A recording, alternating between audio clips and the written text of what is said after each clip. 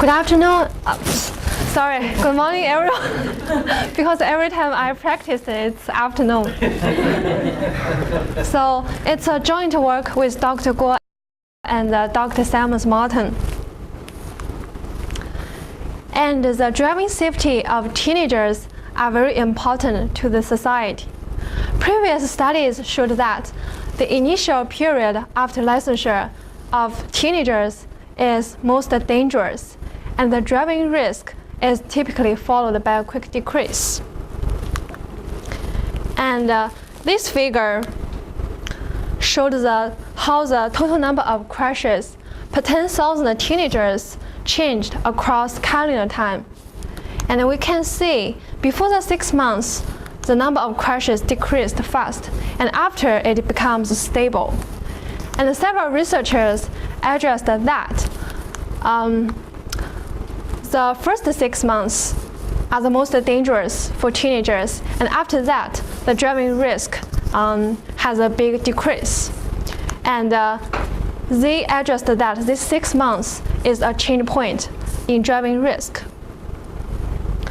However, we would like to know exactly how many hours of driving exactly when the driving risk changed, because we know some drivers tend to drive longer in the same period of time, and the change point in driving time would be more accurate.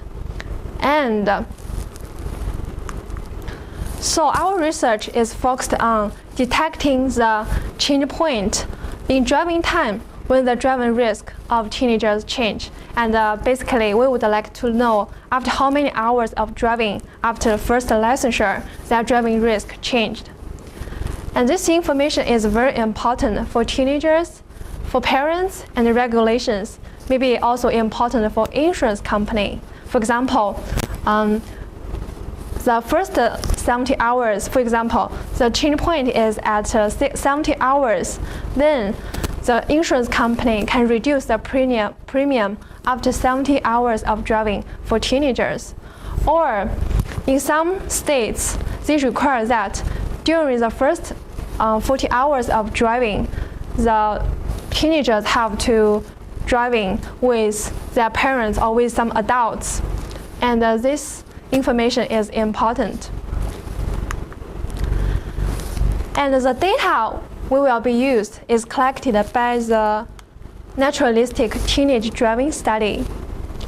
During this study, 42 teenagers were followed up for 18 months, and they just obtained their driver's license from Virginia. Their vehicles were equipped with devices to record the driving time continuously, and so their event time in driving time is recorded. And this figure showed several video feeds from the study. In this study, there are 285 crash and near crash events for these 42 teenagers during the study period. That's 42 teenagers got into 285 accidents? Yes, crash and near crash events. Well, crash is that they have an event, a crash event, and near crash is they have to take actions very fast in case of crash.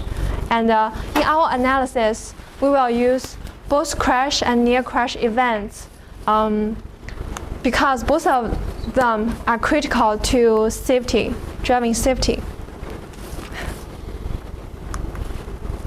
This figure showed the event plot of these 42 teenagers. And the horizontal axis showed the cumulative driving time in hours, and the vertical axis showed the driver ID. And each line represents one teenager. The red triangle represents the total life of driving time for each teenager. And the black cross represents the time to event. Here our interest event is CNC event combined. And we can see most of the drivers have more than one event. which is recurrent event. And also, from the figure, the length of driving for the drivers varied from around 60 hours to around 500 hours. And this figure showed the cumulative event plot for these teenagers. Each line represents one teenager. And again, this figure showed how the cumulative number of events increased across driving time. And well, this one is especially dangerous. And it has the cross represent event. And different drivers, their crash rates vary. Based on the data we have, and the driver,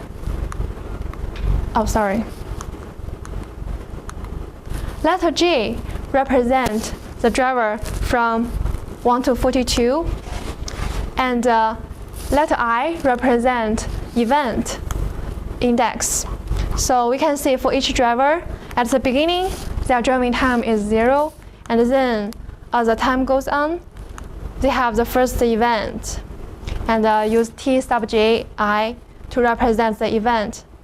And then they have the last event, and the end of study, or the total length of driving time for the driver is C sub J. For recurrent event, it's straightforward to use counting process to model the data. And for counting process, Poisson process is one important counting process. For the counting function, for the counting function n of t, which is the number of events till time t, it can be decomposed into two processes. And the second one, mt, is a martingale with 0 mean, which is like a white noise. And the first part is cumulative intensity function. For Poisson process, the counting of n of t follows Poisson distribution. And the intensity function, which is a derivative of the cumulative intensity function, is just related with time t, which is an instantaneous probability of an event occurring at time t, conditional on the process history. We use constant piecewise function as the intensity function, and the time point of shift is called the change point. We use tau sub p to represent the piece change point. Based on Thomson 1988, the likelihood for one individual is related with the cumulative intensity function at the sensing time, and also the intensity rates at each event time. Based on all these properties of our data, we provided two types of models: identical rate model and variant rate model. For both models, we use constant piecewise function as the intensity function. And this is the figure for constant piecewise function with one change point, tau. And the change point segmented the time axis into several segments. And in each segment, the intensity rate is a constant. The difference between these two types of models would be, for identical rate model, the intensity rate function is the same for all the drivers, while for variant rate model, they allow different intensities among subjects. For example, when there is only one change point, the cumulative intensity function for variant rate model can be different for each driver.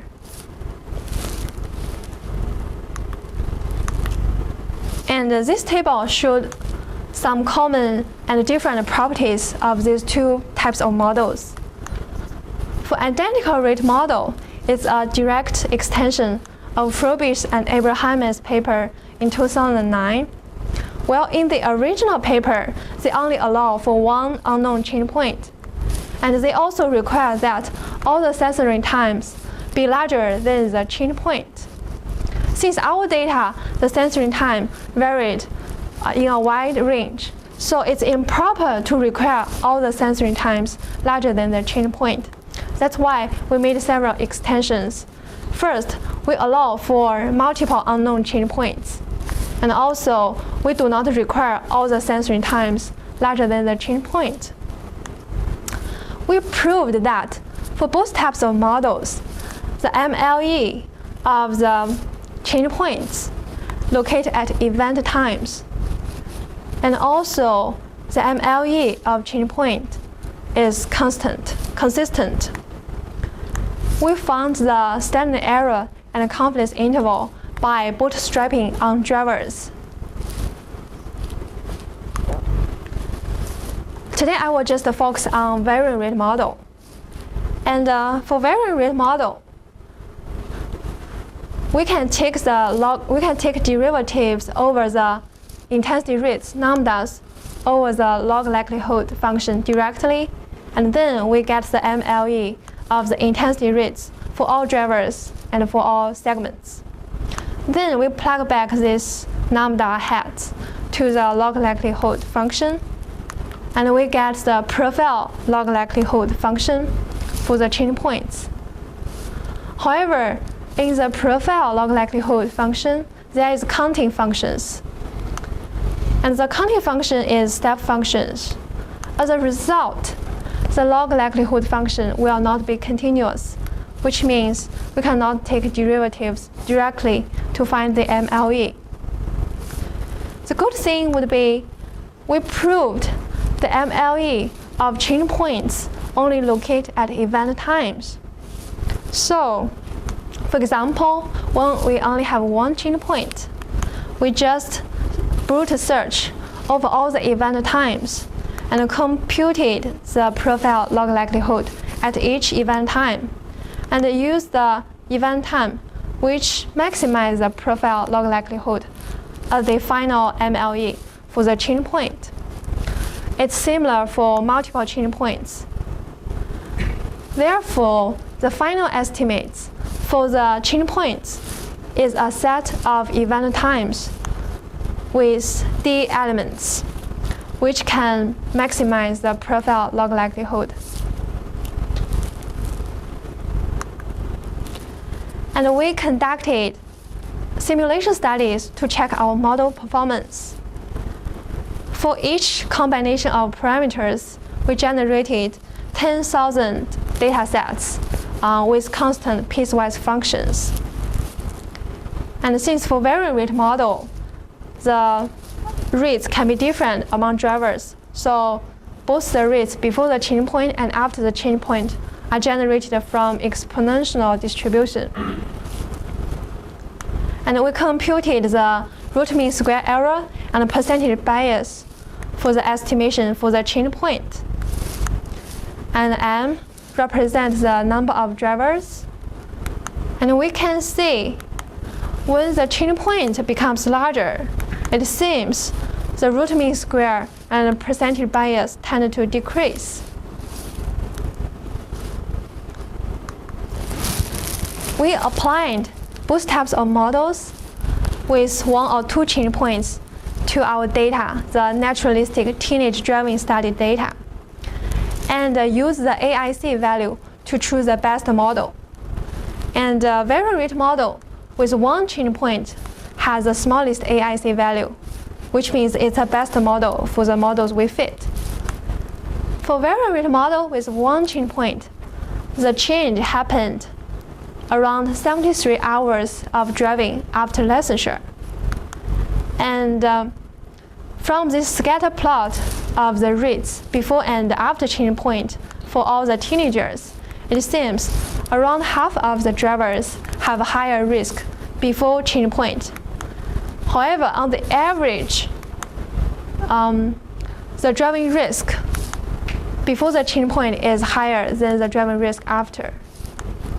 And both the distribution of the intensity rates for for teenagers is highly right-skewed.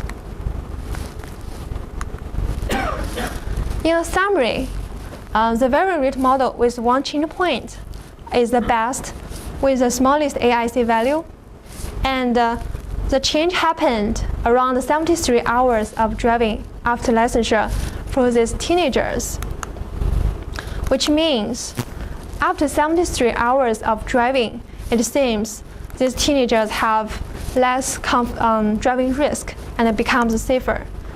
And if we look at this table, which is the cumulative average driving time for the teenagers at each month, and so this is the cumulative driving time in calendar time, and at the fifth month, the average driving time per teenager is around 68 hours, and 73 hours is right between 5 to 6 months.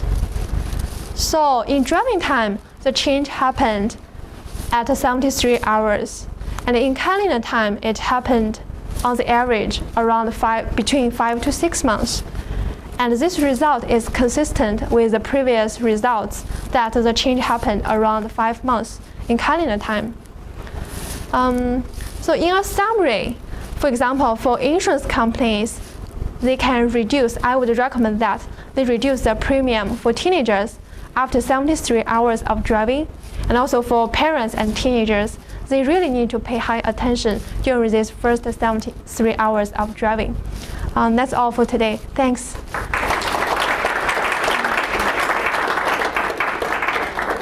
So any questions? Yes? So you said that some of the teenagers weren't studied for as long of a period. Were there reasons why some were studied shorter? Like, did they get their license taken away? Oh, I see. So all the drivers, they were followed for 18 months. However, some of the drivers just, their driving time in this 18 months is shorter. So the following time is just in driving time. Yeah, it's different. Yeah. Hey, yeah. So you had a, I guess, sort of risk intensity for the before the change point and the after. Oh, yes. Point. It was, yeah. So are those two averages significantly different?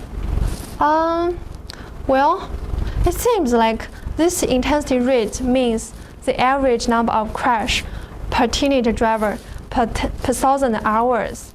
And for example, it seems before the change point, on the average, each teenager have 73 events, and after that have 21 events. Yeah. For the varying rate model, yes. Is it better than the constant rate model in terms of only AIC or other kind of area? We only use AIC as our criterion to choose the best model. Yes. Yes. I came in a little late, so sorry if I missed it. Yeah. What qualifies an event? And is Oh, yeah. differentiation between the severity of an event, fender bender versus a severe accident? Well, we use both crash and near crash events as our interest events. And for crash, it's kind of the really head-on crash. And for near crash, it's kind of they need to take actions very quickly to in case of crash. And both of these two types of events are very critical for safety. So we consider them in our analysis. Mm-hmm.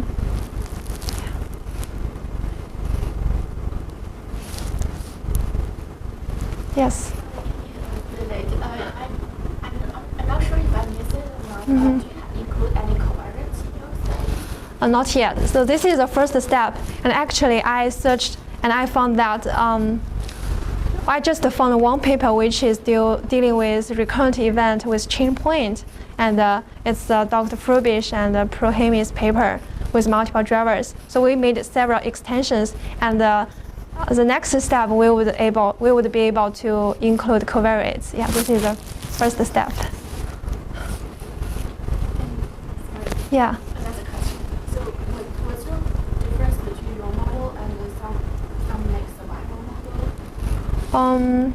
Well, because this context is multiple drivers with recurrent events, and the existing survival model, they may not considering like multiple drivers and in recurrent event context with change point. So the difference, I think, mostly is in the change point in recurrent event context.